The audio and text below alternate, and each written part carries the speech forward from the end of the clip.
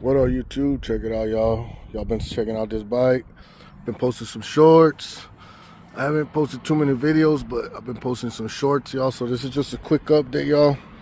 I braced my pipe a lot better, y'all.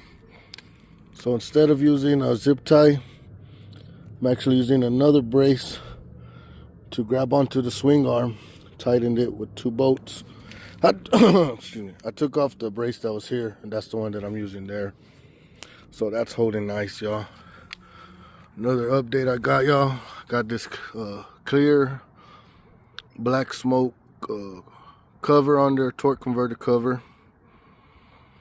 So that looks pretty cool, y'all. And as for that, that's about it on the updates, y'all. But I'll give y'all a little walk around.